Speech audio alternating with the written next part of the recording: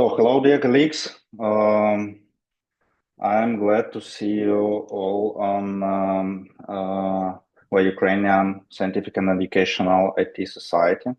And today we have our science talk.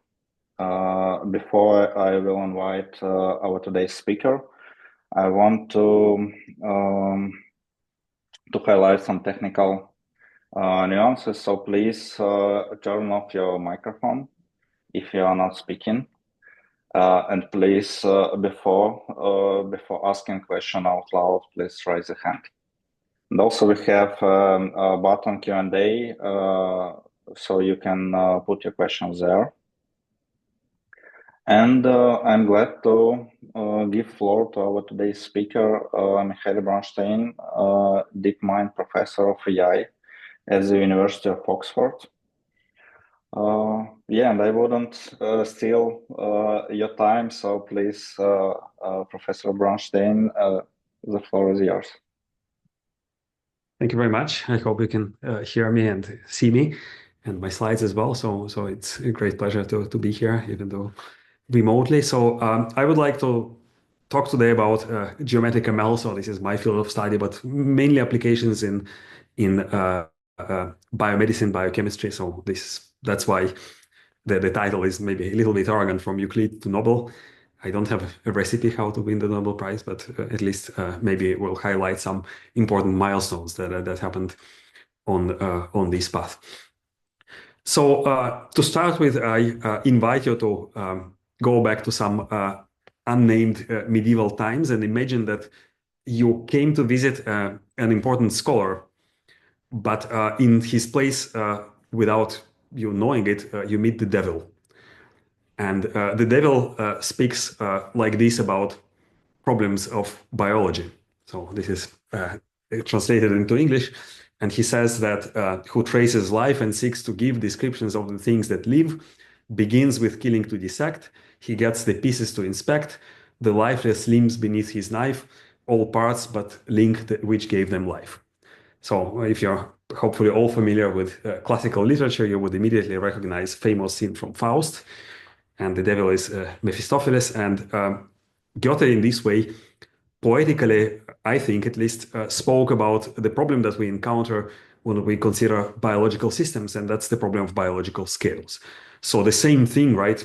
A living organism like ourselves, or bacteria, or bigger ecosystems, we can consider them at very small scales, like individual molecules that live at nanometer scale and interact at femtosecond scales in time, all the way to cells, tissues, organs, and again, entire ecosystems that can be more than 9 orders of magnitude apart, at least, maybe even more.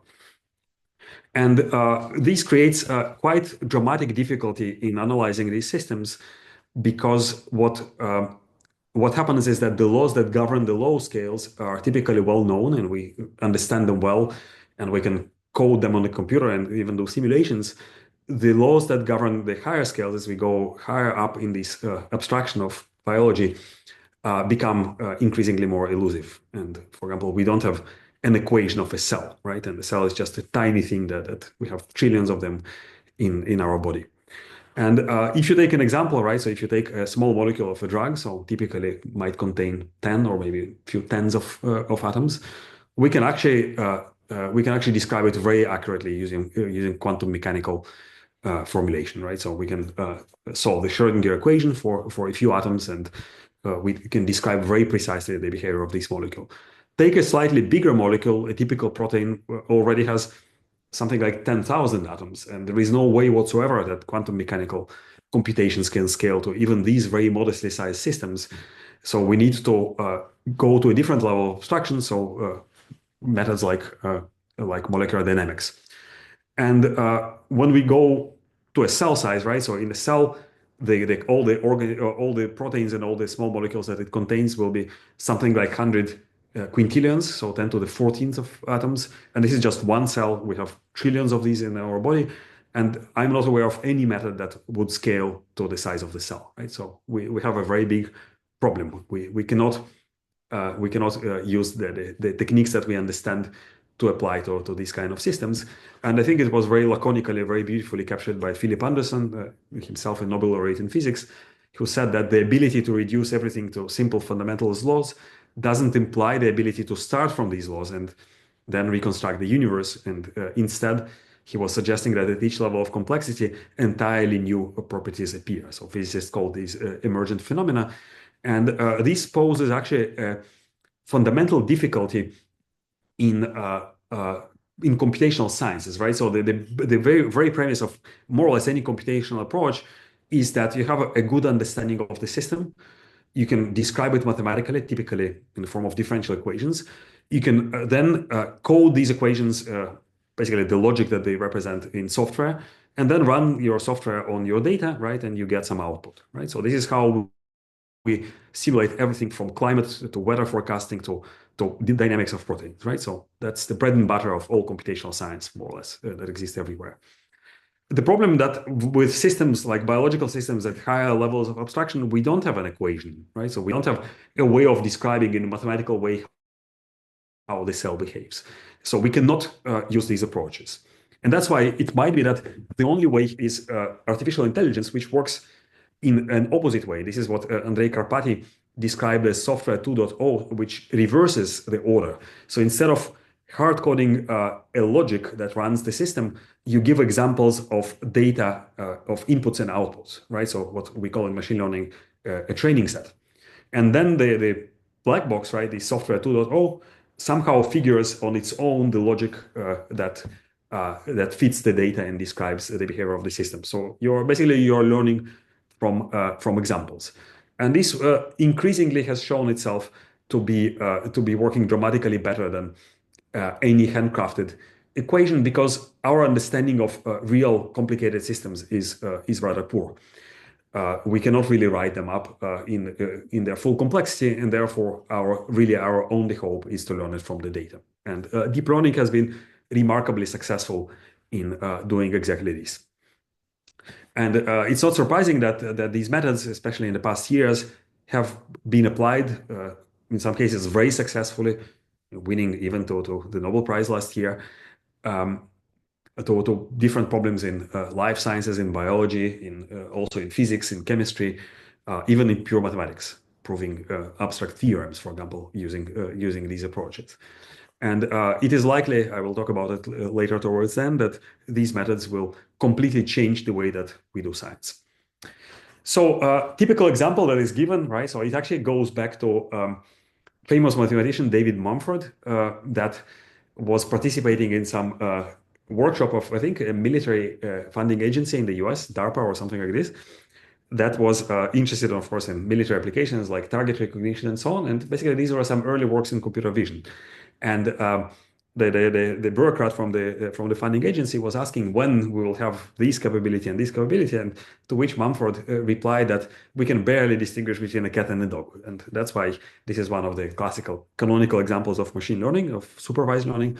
More specifically, so imagine that you have as input images of cats and dogs, and you want to tell whether the image contains a cat and a dog, right? So basically what you will try to do, again, you don't have an equation of a cat. It's very difficult to tell mathematically what makes a cat to look like a cat, right? And to look distinct from a dog. So what you will do, you will show many examples of these training samples, right? To some black box parametric family of functions with some knobs, right? These are parameters. And basically what you're trying to do is essentially, in a sense, glorified curve fitting. So you would try to find a curve that interpolates the data and extrapolates to previously unseen examples, right? And this is how, of course, in very high dimension, this is how machine learning or deep learning works in this example.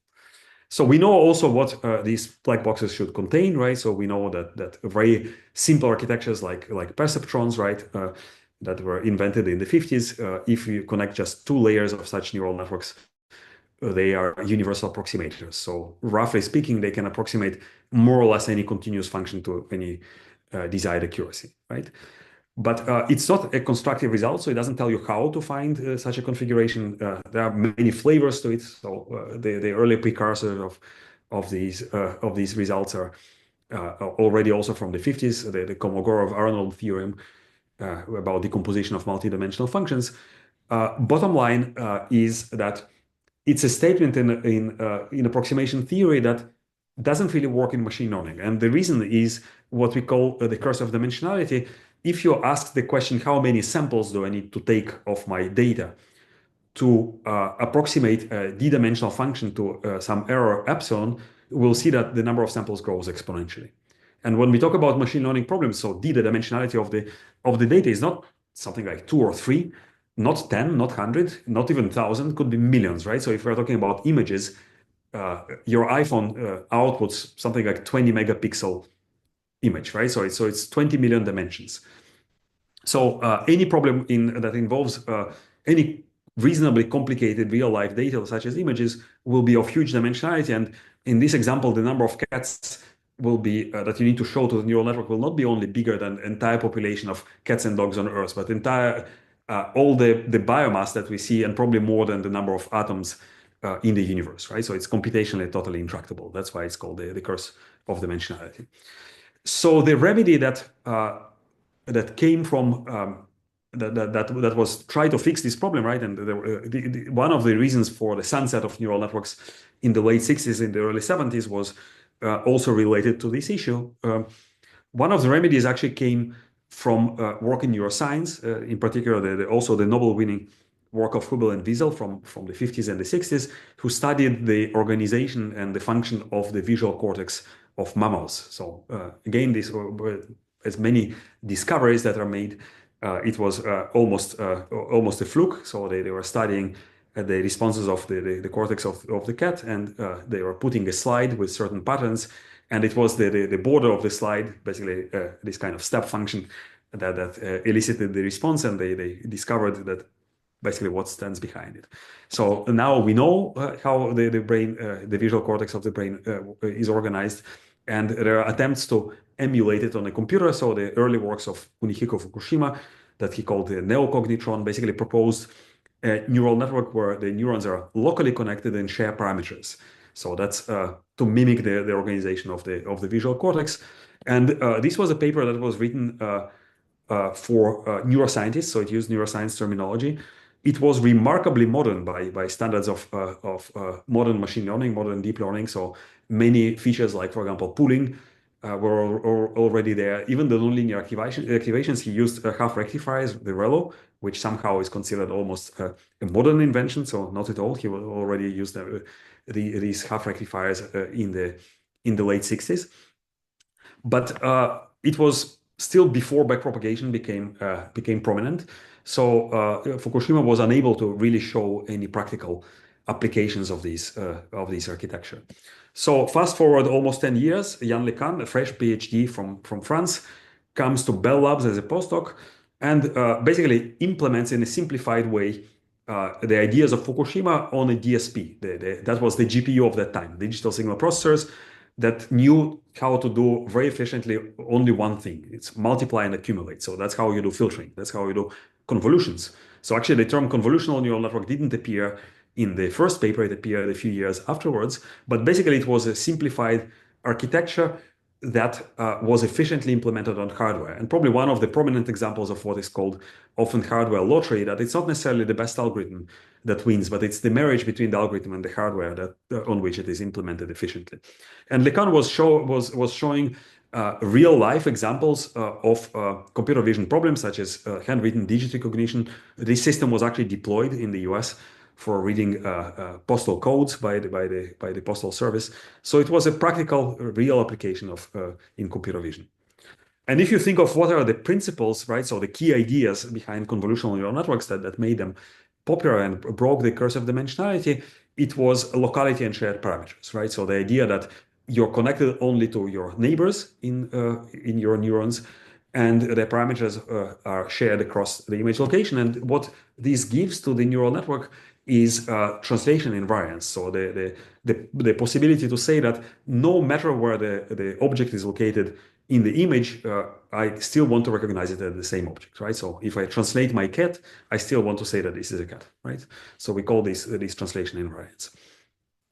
And I should say that the computer vision community has snobbed these approaches for almost a decade. So if you worked in this field 20 years ago, all the conferences were full of handcrafted, very carefully, very beautifully engineered feature descriptors. So you extract some local features from your image, and then you explain the local information in the image in some form, right? So some feature vectors, and then you do very simple classification using support vector machines. So that was the standard pipeline in image recognition in computer vision.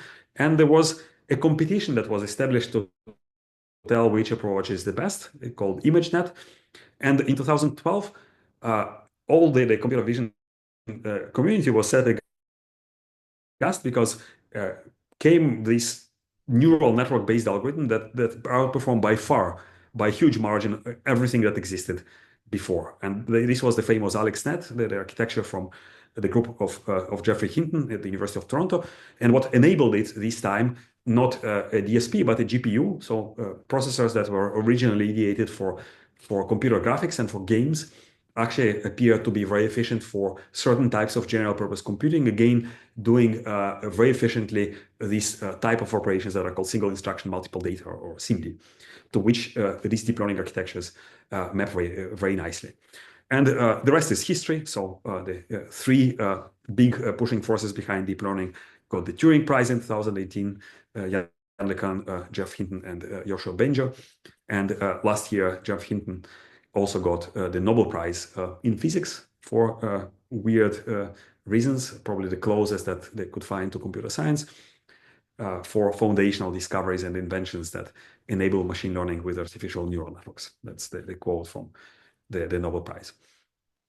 So if we talk about problems that I started with biological applications, right? So let's look at these problems. So we have classical example of computational methods used in drug discovery, what is called virtual drug screening. So I give you a compound and I ask you to predict its properties, like solubility or toxicity. So this is commonly routinely done by the pharma industry. I cannot afford to test every compound in the lab. I would like to select some promising candidates computationally. So basically what we try to do is to predict some chemical or physical properties of a molecule that here is represented as a graph. And if you're familiar with chemistry, so this is actually a molecule that we all like and consume a lot. So this is the molecule of caffeine, right? So I can represent it as a graph, right? And I can vectorize it, taking for example, the features representing the atoms, right? So the nodes of the graph, or maybe also the features representing the chemical bonds, the edges. And I can feed it into a neural network, a multi-layer perceptron. Now, the problem that appears here is that I have many ways of doing it, right? So I don't have typically a canonical order of ordering the nodes of the graph. So any permutation, in fact, would be a valid input, right? So in these kind of problems, we need to deal with the problem of permutation invariance. And this is to say that if I want to predict properties of the molecule, they don't change if we just reorder arbitrarily the atoms, right? Because the molecule is a physical object, it lives somewhere. And what we do, we just represent it on a computer. So the molecule doesn't know that we want to represent it on a computer by ordering its atoms in a certain way, right? So basically, we want an architecture that allows us to be insensitive to these permutations. And these architectures are graph neural networks. So they also operate by the same principle of locality and shared parameters. So they operate by what is called message passing. So every node in the graph, right, or every atom in the molecule receives some information from its neighbors, and then this information is aggregated in a way that is insensitive to the order of the neighbors, and this endows the entire architecture with permutation invariant properties. Now, molecules are geometric objects, right? So they're not just simple graphs.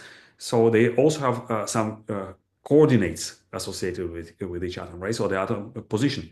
So we have the atom type and the atomic coordinates.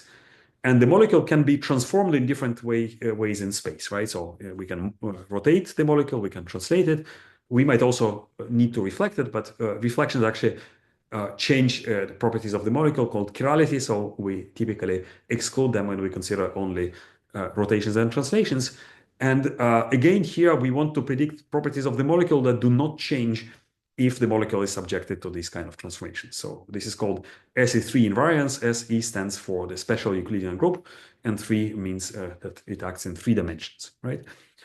And this is, I hope you get the idea, right? So all these architectures, whether it's convolutional neural networks, whether it's graph neural networks, or these equivariant graph neural networks, they all share the same idea that somehow we want to design an architecture that works in a certain way with a transformation that acts on the input, right? So it respects a certain symmetry in the input space. And the umbrella term for these kind of architectures, we call these geometric deep learning or geometric ML. There is an entire new class of architectures that also study symmetries in the space of parameters, the weights of the neural networks, right? Because there you can imagine that at least the most trivial one would be permutation of the neurons in the hidden layers, but there are also continuous transformations, not necessarily even modeled as a group, like, for example, scaling of the inputs and outputs. Okay, and this has been known for a while, but I think on the first systematic studies of the weights of the neural networks and their symmetries are very recent, from the last few years. And symmetry really is the main concept that underpins these architectures. And here I would like to quote Weyl, a very famous and important physical mathematician, who was saying that symmetry, as wide or as narrow you may define its meaning, is one idea by which humans through the ages have tried to comprehend and create order, beauty, and perfection. And it's a Greek word, so literally it translates as same measure. And it goes back to ancient Greece. You know that Greeks were very fond of geometry. So Plato, according to a legend, had an inscription on the entrance of his academy saying that no one ignorant of geometry was allowed to enter. And he believed that the world around us consists of symmetric polyhedra that nowadays we call Platonic solids. And basically these are tiny particles that are invisible to the eye, but that make up all the matter around us, which is not such a crazy idea because this is how crystals work, right? So nowadays, of course, we have the means also to experimentally test these crazy ideas, and we see that at least some forms of matter indeed are organized in this way. And the Greeks, of course, are credited, if not the inventors of geometry, the first who formalized it. And I'm talking here about what we still teach at school as the geometry, the Euclidean geometry, which was based on 5 axioms or 5 postulates, of which, as you probably know, the fifth one about parallel lines stood apart, and generations of illustrious mathematicians tried to prove or disprove it in vain, until came the 19th century with the realization that actually you can construct self-consistent geometries without resorting to this postulate of parallel lines. So you can revisit it or completely remove it, and you get different constructions that were given the name of non-Euclidean geometries, and it created a zoo of different strange things that didn't fit into the traditional picture of what even defines a geometry, right? And probably the first one to have these ideas is Gauss. The first one to publish was Lobachevsky, and at his time he was subjected to a lot of ridicule because these ideas were considered insane, right? So Euclidean geometry persisted for more than 2,000 years. But towards the later half of the 19th century, it became clear that these geometries have the right to exist, and it was not clear how to fit all these pieces together. So the groundbreaking idea came from Felix Klein, a young German mathematician. He was only 23 years old when he got a chair, an appointment at the University of Erlangen in Germany. And they hoped that he would, as was customary, stay in this university for his entire career. And as it was also customary and still customary, he was asked to deliver an inaugural lecture, which actually never happened. But it still entered the history of mathematics as the Erlangen Programme. So that was a little booklet that he published.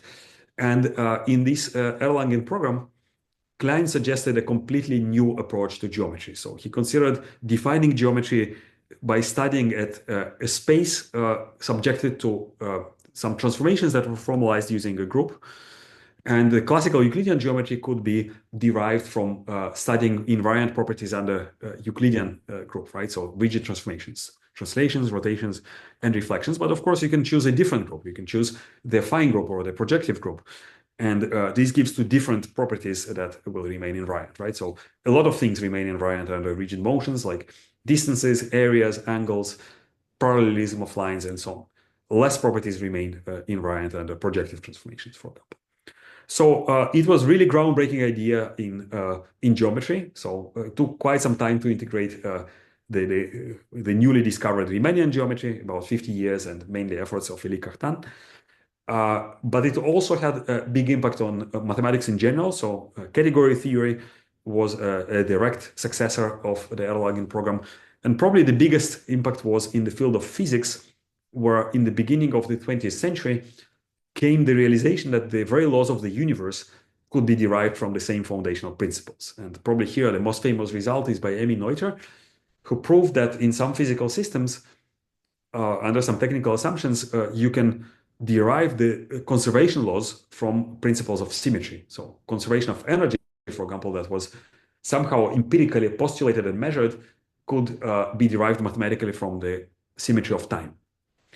And this was groundbreaking. So, and in certain evolution of these ideas, Weyl himself proposed what he called gauge invariance, boiled down to unification of different forces, and a theory that still stands the proof of time, that we call the standard model of physics. So all physics could be derived from these considerations, and the same Philip Anderson that I quoted in the beginning, very beautifully and laconically stated that it's only slightly overstating to say that physics is the study of symmetry.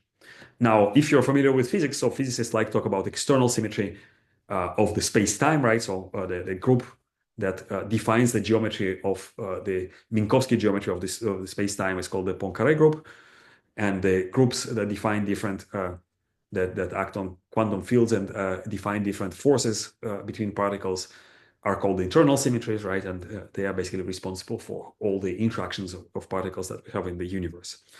And if you look at this picture, this is very similar to what we've seen in our toy example with the molecule, right? So this is also the kind of symmetries that underpin neural network architectures and allow us to design architectures that respect these symmetries. So we have the permutation of the atoms in the molecule, right? So we call this the domain symmetry, right? So how the points on a domain, in this case a graph, interact with the symmetry group, the symmetric group, in this case, the group of permutations, and also the data symmetry, in this case, the features of the nodes of the graph that themselves are continuous and can undergo rotations and translation, right? So they are acted upon by the special Euclidean group.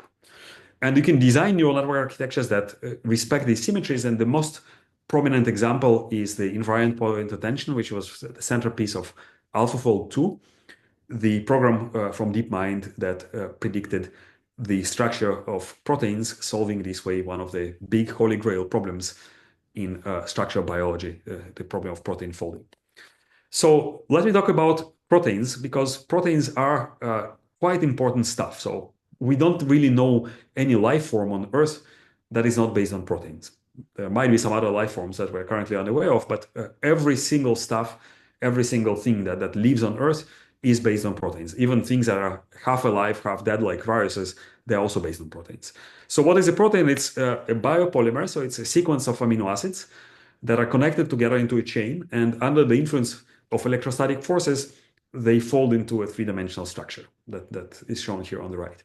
And a good visualization, so when my son, when he was younger, asked me to explain what proteins are, so he has this toy, I'm pretty sure that everybody is familiar, you know, it's called the snake.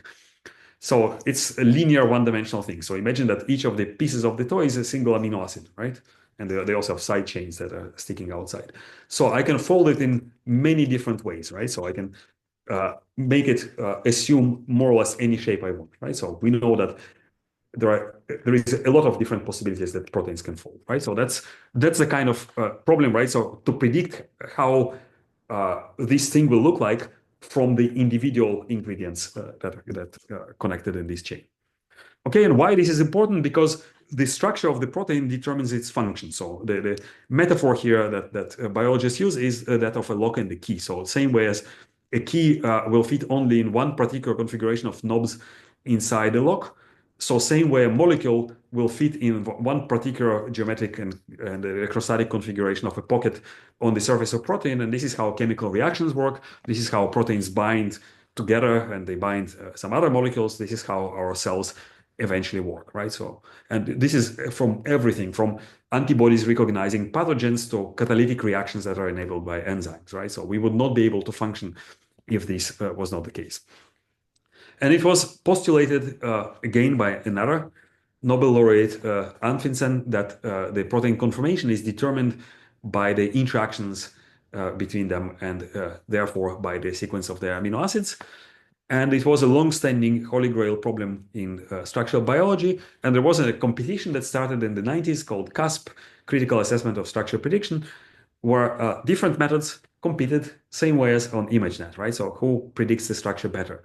And then suddenly in 2018 comes a completely new bunch of people from some computer company called DeepMind, right? So never worked on proteins, and they outperform by far anything that existed in the field. Then 2 years later, AlphaFold 2 comes that already is so way better than anything else that is approaches the level of experimental precision. So basically, it solves, at least in some settings, the problem of structure prediction in for proteins.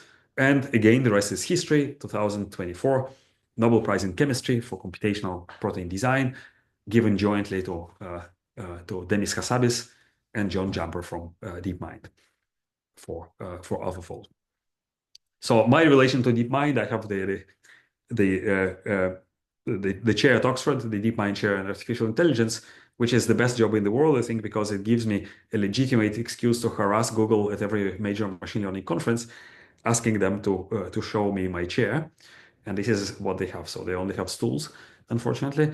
And of course, we had to pay back. So when Demis Hassabis came to Oxford last year to get his honorary doctorate, we made him sit on what he described the most uncomfortable chair in his entire life for an entire hour. So back to serious things. So if we look at different breakthroughs that happened in the field of machine learning and artificial intelligence, there is this maybe slightly controversial claim that data is more important than algorithms.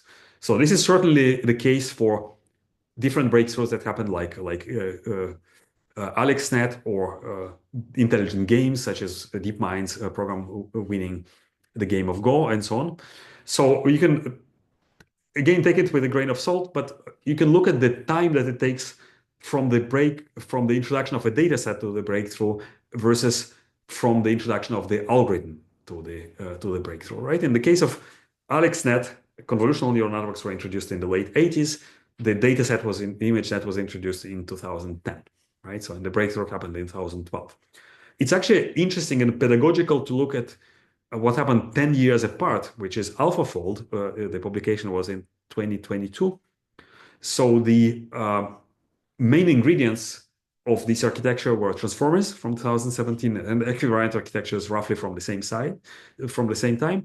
And the data on which it was trained, again, it has been growing exponentially, but the protein database of crystallographic structures is from the mid-70s, and the data set of protein sequences is from about 20 years before. And you see that the trend is reversed. So 2 years for data, 30 years for algorithm in case of CNNs, in case of ImageNet, and depending how you count it, at least 2 decades from the introduction of the data, and just a few years from the introduction of the algorithm. So it means, and if you also look at the data itself, so the data set on which AlphaFold was trained was gigantic by biological standards, so 140,000 protein structures. So that's generations of structural biologists that worked on this data set. But this is an order of magnitude less than ImageNet, on which AlexNet was trained a decade before. And this is a drop in the ocean compared to, for example, the size of the data set that went into training GPT-3, which is 300 billion tokens. So that's the last reported data set. For GPT-4, they never disclosed, OpenAI never disclosed the size of the data set, but the rumors is that in the high single low digit, in the high single digit trillion numbers, so about probably between 5 and 10 trillion tokens. So this is a gigantic data set, which leads us to the question that the choice of the problem is very important. And we can ask maybe this kind of hypothetical question: what is necessary, or what makes a particular problem in biology amenable for machine learning, right? So what makes ML successful in particular problems? And I wish I knew, otherwise I wouldn't be here probably. But we can maybe with different degree of certainty, we could highlight a few ingredients that are likely to be important. So I think the first two are indisputable. That's availability of large and diverse data sets and clear performance criteria. And the other two are disputable. That's what I call internal structure and the generate solution space. Okay, so let's briefly mention the first one, right? So in case of ImageNet, we had a very large data set that was established in 2010, more than 1 million training images, about 1,000 fine-grained classes. So not only distinguishing between cats and dogs, but individual fine-grained breeds of cats and dogs, right? So it was manually annotated. So at that time, using a service called Mechanical Turk from AWS, gargantuan effort. And the performance was evaluated as average test accuracy, so very clearly defined. PDB was the source of data for the CASP computation. It was established about 30 years ago. PDB itself is from the 70s, and the training was done on a large number of structures from PDB, and testing was on structures previously unknown to science. And again, there was clear performance criterion. That was the root mean square distance between the ground truth coordinates of the atoms and the predicted ones. So I think this is undisputed, right? So the other criterion that I mentioned, that I call the generate solution space, it's a little bit difficult to formulate it mathematically, but roughly it conveys the idea that if you look at the space of natural images and where the data lies in this space, you will see that it's not uniformly occupied. So somehow the images of all the cats will be clustered along a low dimensional structure. So you can maybe very coarsely call it a manifold, and this gives the name to manifold hypothesis, that high dimensional data tends to live in a low dimensional space that somehow captures the degrees of freedom or the variability dimensions of these data set. And there are many explanations why this is the case. So one of them relates to the fractal nature of images, right? So we can compose the image from parts of itself, right? So if I have a cat here, so I can copy and paste maybe geometrically transformed pieces of the same image. So it is compositional, right? And there are explanations why this why this explains the low dimensional structure of the data. Now, the same appears to be the case in proteins. And when people try to impress you, you read different press releases, including from DeepMind. So the theoretical number of proteins that might exist in nature is something like 10 to the power of 300. So this is humongously large number, unimaginably large number, right? So it's bigger than anything that you can think of, right? So bigger than the number of cats and dogs in the world, bigger than the number of bacteria on the entire planet. So it's bigger than the national debt of the United States. It's bigger than the number of particles in the universe, right? So the number of atoms in the universe is something like 10 to the power 80. So it's bigger than anything else, right? And yet we don't see all these proteins in nature. And the reason is probably that nature is lazy and it likes reusing existing solutions, because proteins are not just some random stuff. So they are driven by evolution. And one such example is what is called Tim-Barrel fold. So this is a fold that is shown here. So that's a particular protein structure that is very old. So it's probably already was present in what is called the last universal common ancestor, that existed, some kind of proto-organism that existed more than 3 billion years ago, from which everything from cats to whales to humans evolved. And it's basically a collection of duplicated structures called beta-alpha blocks. And it is heavily used in about 10% of all enzymes that we know, across different species and across different functions, right? So we find these structures. So these are just examples of enzymes that do different things, that come from everything from bacteria like E. coli to tomatoes to even ourselves, Homo sapiens, right? So basically, this stuff is reused and copied and pasted with small variations across the board. Now, the last thing is internal structure. And the internal structure is also present in other fields, and it in particular is present in human language. So if I give you this sentence and I remove one of the words and ask you to give to guess what the missing word is, I think you will not have any trouble to do it, right? So how would you do it? You would look at the context, right? And here we are talking about something related to rivers. So probably a word like bank, right, which means the side of the river in English, would be an appropriate fill, right? And we routinely do these kind of exercises at school, right? And we are very good at it. If I give you another sentence, right, so where the missing word is again masked. So again, from the context, I can probably guess that this is bank. And in this case, it's the World Bank in the sense of a financial institution. Why? Because the context talks about financial terms like subprime and mortgage. So we call this distributional hypothesis, and it means that words that occur in the same context tend to have similar meanings. And this is what allows programs like ChatGPT to work, right? So what ChatGPT does, right, maybe in a simplified form, is doing the same at a trillion word scale. So you mask out the words, and in order to do it well, you need to understand both the grammar and the semantics of the language. So basically, trained in this way, a gigantic neural network would be able to predict reasonable answers that are reasonable both grammatically and semantically. Now, the analogy in proteins is what is called multiple sequence alignment, one of the key ideas really powering it that probably on its own deserves the Nobel Prize. And the idea is that you have different protein sequences that exist in different organisms that are related by evolution. So we can actually reconstruct the phylogenetic tree of different organisms and see how they separated, the branches of these trees separated throughout millions of life or billions of life of evolution. And we see that there are some parts are conserved. So these conserved parts probably are responsible for similar structure and similar function. So an organism would not survive if the protein folded in a different way and stopped working as a catalyst for a certain chemical reaction, right? So the cell would not function and the organism would not live.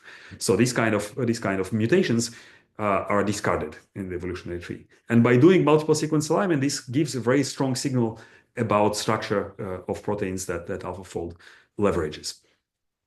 So all combined, all in summary, we were interested in the question whether AlphaFold 2 learns the physical laws of protein folding. And unfortunately, there are different opinions here. So if you ask people from DeepMind, they will say that yes, to some extent. But there are also examples that show that this is not the case. So they're actually negative examples. But I think this is the wrong question. I think the wrong question whether we really need to learn the physical laws of protein folding. And this probably brings us to a deeper philosophical question of what is science in the age of artificial intelligence and these powerful models like AlphaFold or ChatGPT. And it's not a mundane question because technology has been used in science for ages. But the process itself, the scientific method, has been invariable from at least the ages of Newton, right? So the idea that you come up with a hypothesis, you make a prediction, and then you test it has been the driver of science for centuries.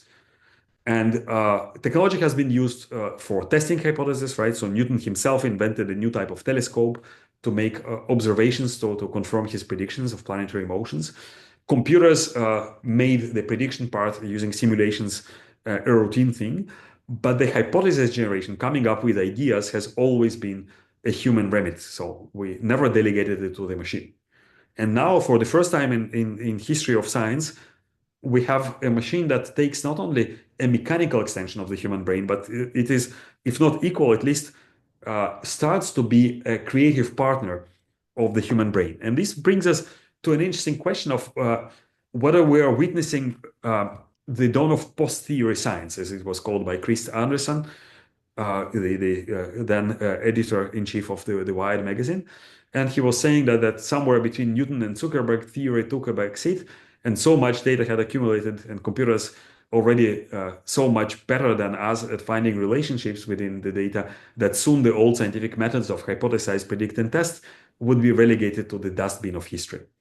Now, you can argue with this statement whether it's maybe too dramatic, but AlphaFold is actually probably the first prominent example of this post-theory science. So it checks all the boxes of a valid theory. So it gives you predictions that you can falsify experimentally, but doesn't give us a theory of protein folding, at least not a theory that is human understandable. We don't have an equation of protein folding. We have a black box. Now, and if you believe that science will be increasingly like this, not that humans will necessarily disappear from the scientific discovery process, but maybe move to a different level of abstraction, the obvious question is, how will the data look like in the age of AI-driven science? And especially now, after the Nobel Prize, a lot of people in machine learning community working on biological problems ask the question how to make the next AlphaFold. But somehow nobody asked the question how to make the next PDB, the protein database, right? So the real unsung heroes of last year's Nobel Prize, all these thousands of biologists that collected altruistically and painstakingly all these protein structures for the last 50 years, and at a cost that nobody really counted, but probably somewhere between 10 and 50 billion dollars.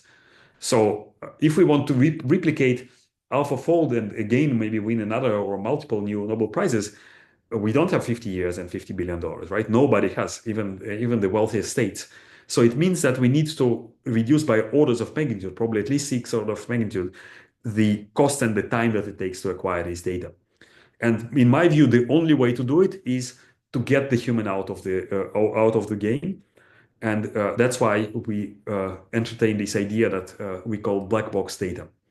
So I know that black box has a negative connotation in computer science, something that is not understandable, but this is basically a new way towards designing new data sources that will make sense only in conjunction with machine learning. So data sources that are especially developed for to be consumed by the machine.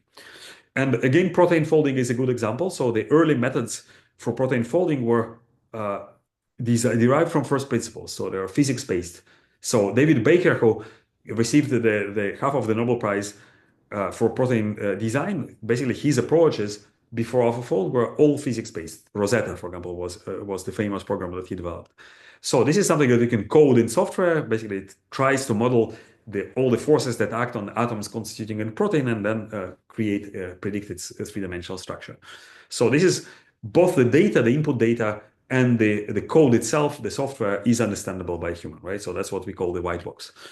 The big breakthrough of AlphaFold was to get rid of these models that anyway are only approximate and incorrect, to replace it with deep learning that you don't really understand what it does, right? So it's a black box, but it works better, right?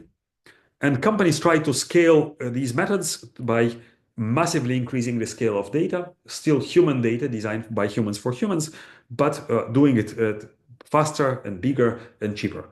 So technologies such as, for example, DNA encoded libraries or cell painting. So companies like Recursion, where I'm on the advisory board, they are famous for basically scaling these kind of technologies for hundreds of millions of samples. I think there is place for the next logical step, the third generation of these methods, where now the data itself is black box. So it's data that is useless for a human, and it makes sense only in conjunction with appropriate machine learning algorithm. And there are many such examples. So everywhere from medical imaging to computational photography, probably the purest mathematical example is compressed sensing, where your data literally looks like noise, specially designed noise, from which you can recover the signal with mathematical guarantees with very high probability if you do appropriate computational procedure. So let me show you one example again from the domain of proteins. So this is the work I'm doing as a chief scientist of a startup company called Vant AI, based in New York. So Vant is in the business of designing molecular glues. So these are small molecules that induce interaction between proteins. You can do a lot of different things. You can reprogram the biology of a cell with molecular glues. So by proximity inducers, you bring together things that normally would not interact. You can cure diseases that are undruggable by degrading proteins. So you bring protein in proximity with a special enzyme called E3 ligase, and then it is degraded using natural machinery of the cell.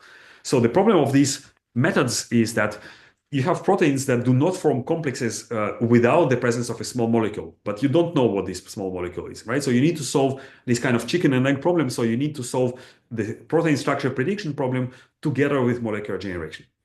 And we don't really have structural data, right? So complexes of proteins that are bound together, and we have crystallographic data. So even thinking of how to scale this kind of the existing technologies for these problems, it will be probably in the trillions of dollars. So it's totally intractable. So instead, we use an experimental technique that is called structural proteomics, in particular cross-link mass spectrometry, that doesn't give us the full structure. It gives the distances between residues in interacting proteins. So roughly, it gives you distance constraints between the interfaces of proteins, and this restricts dramatically the search space of in this problem. So you can see an example of docking. So docking means that I try to find a pose of one molecule with respect to another. And when we don't have constraints, the docking can search everywhere, right? So any possible pose. When we do have these constraints, so this is just single linker, we typically have between 5 and 15 for these complex molecules. It restricts the search space a lot and makes the problems much more tractable. And again, I mentioned other examples, right? So in genomics, arguably one of the biggest and most successful biological problems that opened a new field, which is human genome. So the next generation sequencing techniques, shotgun sequencing in particular, were based on breaking the DNA into tiny fragments that on their own are meaningless, but only in conjunction with computational technique with sequence alignment, you can reconstruct the genome out of them. And another example is I mentioned in computational photography, event cameras, where instead of a matrix of pixels, you give coordinates and the timestamps at which the pixel turns darker or brighter, right? So if you look at this data, it doesn't even look like a picture, but you can recover images and videos from this kind of data. So, and again, black box, even though it is used as a kind of bad word in computer science, it doesn't mean that we need to throw away our knowledge about the problem. Quite the contrary, I think a lot of experience shows that many priors about biological systems or chemical systems, such as invariants and symmetries, can be actually incorporated in the architectures and make them respect the knowledge of that comes from the particular domain. And I know that I'm out of time, so I started with Faust, and I would like to finish with Faust, right? And this scene in which Mephistopheles pretends to be Faust and takes his place in the dialogue with the scholar. Goethe is mostly remembered as a poet, but he was actually a scientist or a natural philosopher, as it was called in that time, and he was studying under one of the last alchemists called Spielmann, that worked in France in Strasbourg. And Spielmann, like the alchemists, believed in certain semi-magical forces that he called encheresis naturae, the hand of nature. So everything that you could not explain rationally was attributed to this semi-magical hand of nature that created living things out of inanimate matter. And Goethe, that was probably not convinced, and for good reasons, by this explanation, famously put it in the mocking mouth of Mephistopheles. And he says that encheresis naturae is the chemical name by which dunces themselves unwittingly shame. And I think nowadays, of course, it's more than 250 years since. We don't need to invoke magic. We have much better understanding of biological systems. In some cases, we're even able to trace the molecular interactions to cell phenotypes and cure diseases that maybe just a decade ago would be a certain death sentence to the patient. But yet we don't understand biological systems at large. We maybe have a very little glimpse of how they work. And somehow very enthusiastically and trusting artificial intelligence in solving these problems, I see it almost as a return to alchemy, to this time as encheresis machine, the hand of the machine. So what I'm trying to say is that we should be not relying only on machine learning. We should be choosing the right problems where machine learning is likely to be successful and not forgetting our colleagues working on the wet lab. We should be developing in parallel the computational methods as well as new technologies that drive this field forward.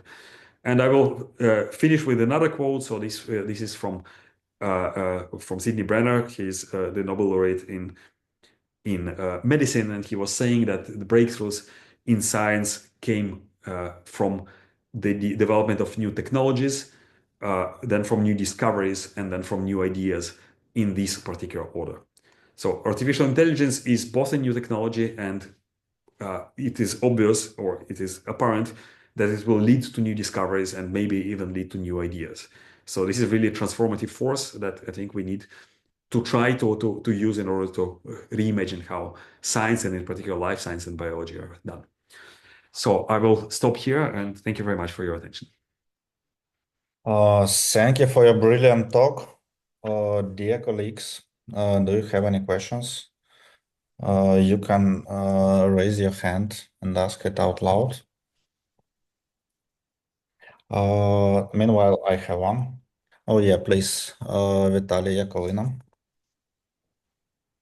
Yeah, thank you so much for a very interesting presentation. I have two questions. One, a kind of student question, because this topic is a bit far from my area of interests, current at least. And this student question is, when we are speaking of DNA sequencing, do we sequence only coding sequences or non-coding as well? Because it seems that no-coding sequences are much more important in deciphering the genome. Yeah. No, it's a good question. I mean, and I'm not an expert either, so I can only give you, maybe take it with a grain of salt. So coding sequences, coding parts of the DNA sequence is what becomes proteins, right, in the cell. Yeah. The non-coding parts, it's not clear what they do. So it is very probably related to the expression, so to different Expression, mechanisms. yeah, exactly. So it's I don't think that this function, the function of the non-coding parts of DNA are fully understood, but it appears to be extremely important. So if coding part tells us how the proteins will look like, the non-coding parts will say whether they will at all appear, right, or something of this sort. So yeah, and the second question is about the prediction of chemical compounds properties. A kind of non-organic one used to be my area of expertise some time ago. So do I understand well that as input parameters, we need the locations and the distances between the atoms, so the X-ray diffraction data, and to predict the properties of the new compound, we still need to synthesize it and to measure its properties, at least crystal lattice and so on. yeah, well, so the X-ray crystallography is usually used for proteins.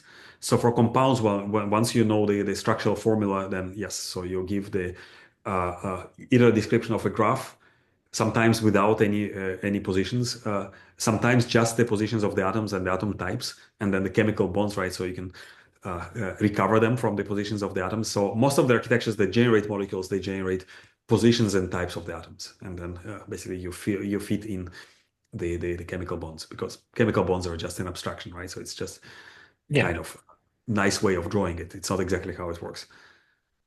So we still need the positions. In most cases, when you do structure-based drug design, you need the positions because, well, you need to find a particular conformation of the molecule. Some molecules have multiple conformations. So, and it can depend, right? So the same molecule, when it fits into a protein pocket, can assume different conformations. Yeah. Thank you. Thank you. Thank you, dear colleagues. Any other questions? We have one in the chat from Yaroslav Rajila. The science was about learning something new about nature. And with this new tech, can we say that we are learning?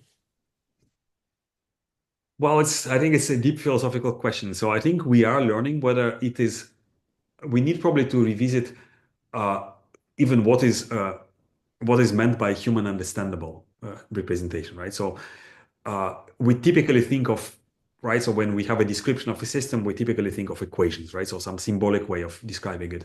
But you can argue what is more interpretable. Is it a differential equation with 500 terms or a black box with 1 billion parameters, right? So of course you can argue that symbolic, right? So an equation where you can, for example, do some asymptotic analysis on some of the terms is still more meaningful, but I don't think that this is a black and white question. So it might be that systems where you have this kind of very reductionist description have already been all discovered. And we don't have simple descriptions that are human understandable for more complex biological systems. And yet we know that we have trillions of cells, right? And they do the same thing, right? So there must be some kind of description. It just might not be in the language that is convenient for us, but it probably shouldn't be blocking the scientific progress. I know that I'm saying maybe silly and a little bit pathetic words because it's hard to quantify them mathematically, and maybe somebody else was able to do it better. But yeah, that's my kind of attempt to answer. Thank you. Any other questions? I have one question. So from my understanding, geometric deep learning introduces new inductive biases through symmetries. But could this symmetries become an attack surface for adversarial models? And how can we characterize or mitigate vulnerabilities that emerge specifically from group equivariance or symmetry assumptions? I mean, I don't see how it is. So you're saying that it's more vulnerable to adversarial perturbations. I would say actually quite the opposite, because what equivariance gives the neural network architecture is some sort of consistent generalization. So what it guarantees that basically everything that sits on an orbit of the group in the input will be mapped to appropriate orbit of the group in the output, right? Or a single point if it's an invariant architecture. So it tells you that if you transform your data in a certain way, it must transform in equivalent way in the output, right? Based on the type of the group and the group representation. So it's actually, it filters out a lot of the noise. It makes the architecture significantly more data efficient. So basically, again, you can have one sample per orbit, and if the symmetry group is very large, basically you can have, if you could, in theory, capture all the symmetries of the label function, then you just need one sample per class. Of course, it's probably intractable in practice, but at least that's what you could do in theory. Right? So it's data efficiency mostly. Now, when you are in a good scenario where you have unlimited amount of data, or you can simulate data, then equivariance might not necessarily be baked into the architecture. You can achieve equivariance in other ways. You can learn it, right? So with a generic architecture like transformer at the expense of computational scale. Thank you. Dear colleagues, any other questions? Then I have one more about distributed machine learning. So are there specific design considerations for partitioning data in geometric deep learning that differs from traditional deep learning when deployed across clusters? I don't think so. So it's really problem specific. So usually the data is partitioned in a way that basically you want, well, in chemical data, so you typically want generalization across different classes of compounds, right? So in case of proteins, for example, you want to make sure that the sequences have low homology, or that the structures have low similarity. So all sorts of these considerations. So you try to minimize the leakage because, well, proteins are similar to each other, for example, right? And small molecules as well are also to some extent similar to each other. So these are the main considerations. How to partition it on multiple machines, probably less of a concern. It's interesting actually that there are some architectures. So we worked on these architectures when this is probably more theoretical, because again, in practice, and then you just run a big transformer. But if you think of a graph neural network where the nodes of the graph sit in different parts of the memory hierarchy, so the cost of message passing within the same memory or across different parts of the memory might be very different. So basically that was the main motivation for architecture that we call delayed message passing. But at the end, it ended up as a theoretical mechanism of graph rewiring that actually brought some additional advantages. So we never really implemented it in the way that was the original motivation. Great, thank you. Any other questions? We have one more question in the chat from Volodymyr Burdaev. Good afternoon, Mikhail. If we want to train a machine, we need three things: data, features, and algorithms. How can you comment on a proposal if the data is garbage? Then even the best algorithm will not help. How to solve this problem? It takes a lot of time to mark data. So I don't really understand what is features, right? So features are usually something that is extracted from the data. So you probably meant label data, right? So where you have inputs and outputs. So that's how I interpret it. And then the algorithm that tries to generalize this mapping to previously unseen examples. So usually when the data is garbage, then the algorithm produces garbage, unless I have very strong assumptions about what the problem, how it should be. So if I know that it's a physical system and I can hard code it in an algorithm, then, well, the data is garbage, then the output will be garbage as well, right? But if the data is not garbage, then the output will not be garbage. If I try to learn this functional relationship from garbage data, then probably I will learn a garbage functional relationship. So I don't think that there is a work around it. Now, if there is still very noisy data, but there is some signal in it, so machine learning is actually can be very powerful in picking up this signal in the noise for certain way better than humans, especially in very high dimensional data. But there is no really magic pill. So if the data is garbage, then I'm not aware of any method that will be able to make something out of it. Thank you. Any other questions? I saw that someone wanted to ask.